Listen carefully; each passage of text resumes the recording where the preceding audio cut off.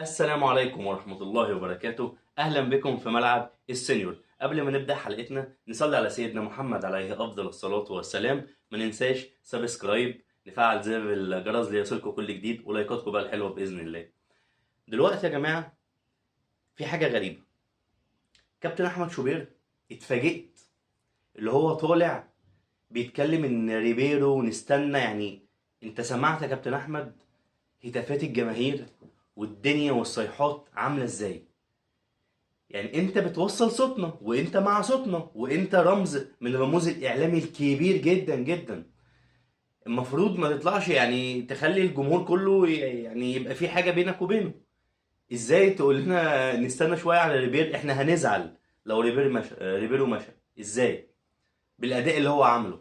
واحد زي ريبيرو هو مش اخد فرصة، ده اخد فرص كتيرة جدا، اكتر من اللي هو حضر اخر 5 مباريات في الدوري الموسم اللي فات، وراح كاس العالم للانديه في صياح عالمي. راح ما عملش حاجه. يعني الفرق عشان بتلعب فرق طبعا بتلعبها عالميه وبيلعبوا مفتوح، فالاداء كان كويس جدا، فاللعيبه اصلا بتطلع اللي عندها. اي لعيب بيلعب كاس عالم بيطلع اللي عنده كله. فعايز ايه تاني؟ خلصت كاس العالم، رحت في فتره اعدادات، اخدت طبعا الفرقه بتاعتك وطلعنا على تونس وعملنا وديات وده وده وده وده. ايه تاني؟ ايه تاني ما اتعملش؟ هتستنى ايه تاني؟ هو لعيب بيقول لك لسه ما انسجمش مع الفريق وبتاع وكلام دوت وهيجي منه. هو مش لعيب، ده مدرب وده فكر. طالما ما فيش فكر وما فيش تخطيط، مستني ايه تاني منه؟ دي حاجه. طبعا سمعنا اقاويل كتيره جدا الايام اللي فاتت. علي ماهر ده دخل النادي، علي ماهر بيتكلموا في المفاوضات. مفيش الكلام ده خالص، ما حدش اتكلم مع علي ماهر في اي بنود من الكلام ده كله. ده موسيماني مش عارف ايه. موسيماني كان موجود، بس في كلام جوه النادي الاهلي، وفي كلام او اقاويل كتيره جدا. برضو مش عايزين يخشوا في قصه موسيماني. طيب نشوفوا مين هو يا جماعه. الملخص: في كذا، في كذا مدرب، على رأسهم، على رأسهم مين؟ ماركو روزا. ماركو روزا طبعا مدرب عالمي. المدرب ده طبعا جنسيته ألمانية، مدرب ألماني، ودرب فرق كبيرة جدا في أوروبا. بس في طبعا مناوشات طبعا، ولسه جس النبض ولسه بيتكلموا طبعا في التعاقد معاه. هو طبعا هيحتاج وقت كبير جدا. هو يعني الحاجة كويسة لينا ان في توقف دولي. التوقف اللي جاي عشان طبعا خاطر منتخب مصر. هنتكلم على كابتن حسام حسن وعلى القايمه يعني اللي انا اتفاجئت بيها هنتكلم عليها دلوقتي. فدلوقتي التوقف اللي جاي باذن الله، التوقف ده في صالحنا، اللي احنا نقدر نستقر، نقدر نشوفه المدرب. بس المشكله اللي نشوفه المدرب يكون برضه المدرب فري، ما يبقاش برضه متعاقد مع النادي، عشان دي حاجه تانية. يعني في اقاويل جامده جدا على مين كلنا عارفينه. مين؟ جوميز. جوميز هتقول لي كويس كويس، شخصية شخصية، عنده فكر عنده فكر. جوميز حلو في كل حاجة، بس في حتة كده جوانا يعني جوه الجماهير. هو احنا كل حاجة هناخدوها من الزمالك؟ يا عم ما جوميز مش زملكاوي. جوميز خلاص راح الفتح الرياضي في السعودية. بس برضه هيقول لك ما هو اللي بيسيب الزمالك بيجي الاهلي، والاسطوانة اللي احنا بنسمعها دي.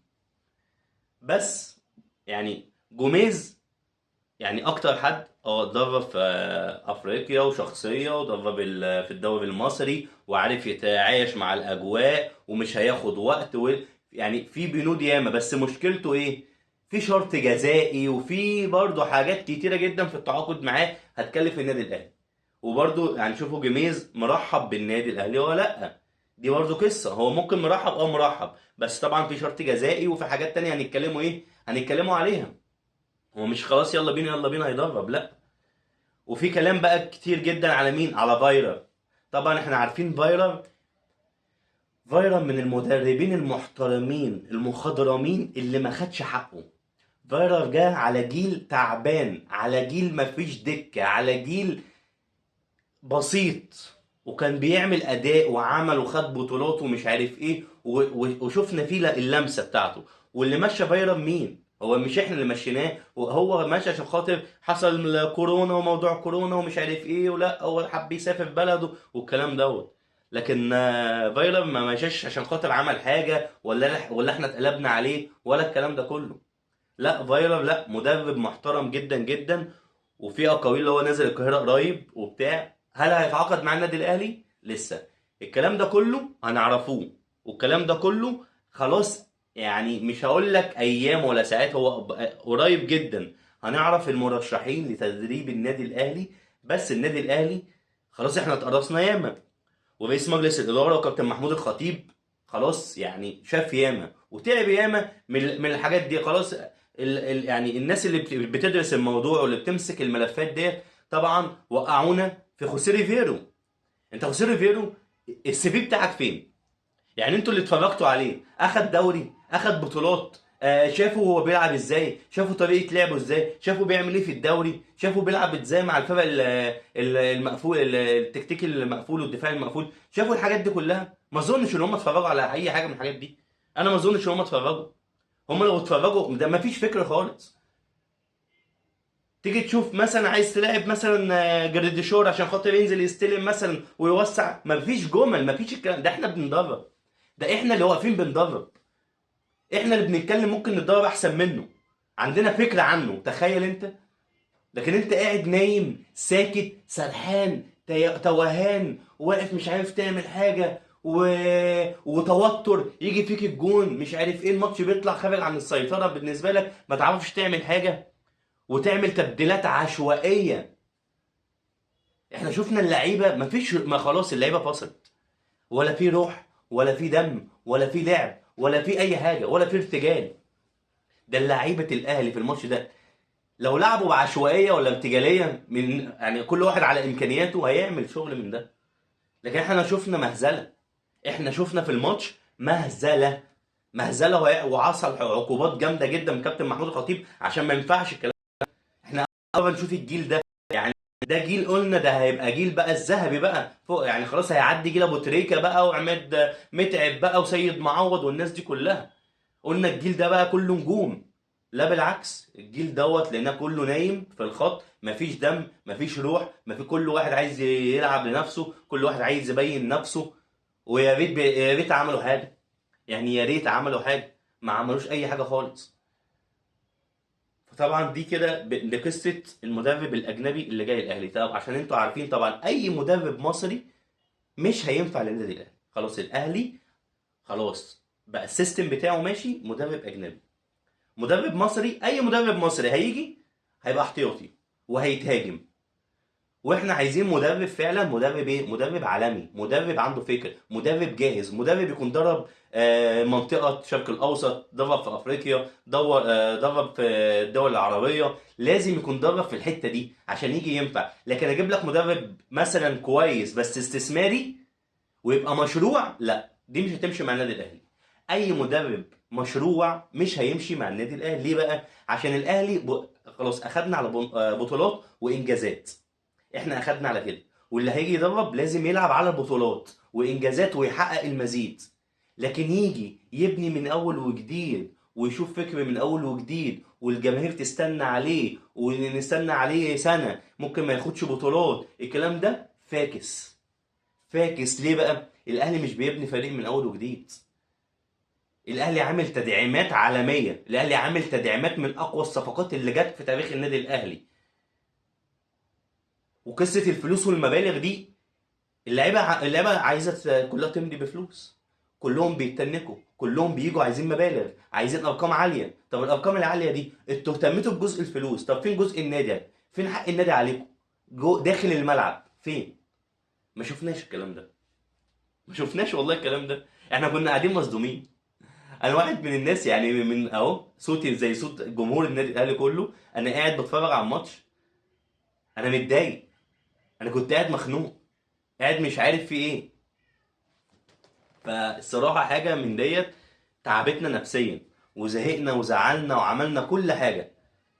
فيا رب ما يتكررش تاني الموضوع ده، ونشوفه بقى اداء، ونشوفه مع المدرب الجديد. لازم ندعموه، لازم نقفوا جنبه طبعا اي حد هيجي جديد عشان خاطر نفوق النادي بتاعنا عشان نلحق نعمل حاجه. ونلم الدنيا على نفسنا تاني نلحق. ده كان موضوعنا. نيجي بقى لموضوع كابتن حسام حسن. انا مش هتكلم عن القايمه كلها ومش هتكلم عن كل حاجه، بس في حاجات برضو غريبه شويه. ليه بقى؟ حراسه المرمى اخد محمد الشناوي، احمد شوبير، واخد محمد صبحي، واخد مين؟ اخد حارس النادي المصري تقريبا، بلعوتي مش عارف ايه تقريبا، مش متذكر اسمه قوي. طب انت ازاي سايب محمد الشناوي بتاع بيراميدز؟ احمد الشناوي ولا ايه، سوري.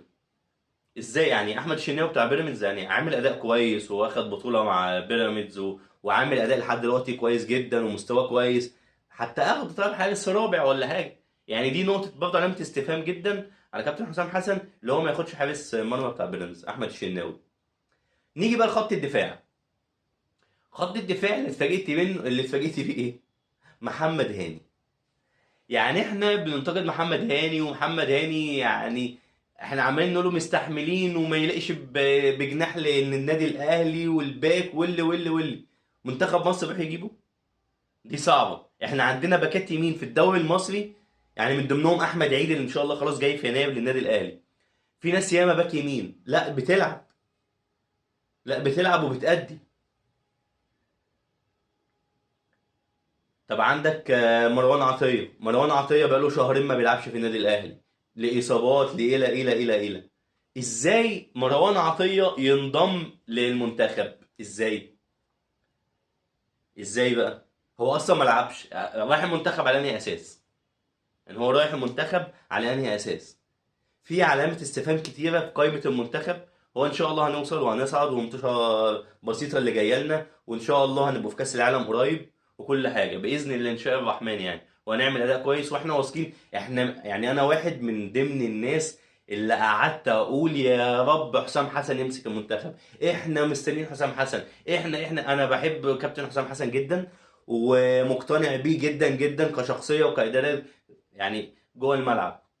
بس برضه يعني في حاجات وفي تريكات عايزين نتكلم عليها. ده منتخب مصر، احنا استحملنا ياما. نفسنا بقى نشوف بقى منتخب مصر بقى في افريقيا ونعمل اداء بقى وناخد بطولة افريقيا تاني، نوصل بقى كاس عالم. نفسنا نكسب ماتش في كاس العالم بقى تاني، نبدأ بقى نوصل اي حاجة. احنا شفنا منتخب المغرب في كاس العالم اللي فات لما وصل المربع الذهبي، عمل واحد كاس عالم.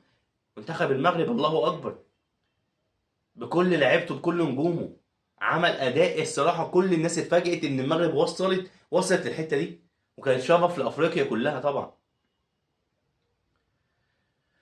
فطبعا احنا اتكلمنا طبعا في كل حاجه، مش عايز اطول عليكم عشان ما تزهقوش. احنا يعني حبيت ان انا اشوف الدنيا واطمنكم على المدرب اللي جاي ان شاء الله للاهلي، طبعا مع تدعيم الصفقات في يناير باذن الله. طبعا احنا شفنا ان احنا ما عندناش مهاجم، ففي مهاجم اللي جاي ده مهاجم قوي جدا، اتكلموا عليه قال لك دولي بقى وهو افريقي اصلا وحاجه اعلى من وسام ابو علي، لان احنا طبعا مفتقدين الحته اللي قدام، احنا بنلعب من غير مهاجمين، احنا ما عندناش مهاجم لحد دلوقتي. فدي في حد ذاتها يعني بنشتغل عليها.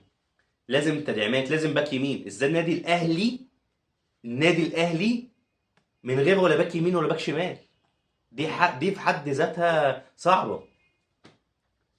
دي في حد يعني لازم يكون في باك يمين وباك شمال، حاجه تليق بالنادي الاهلي. ومش عايز اطول عليكم اكتر من كده. يا رب تكونوا استمتعتوا بالحلقه واكون افدتكم وهتوحشوني، والسلام عليكم.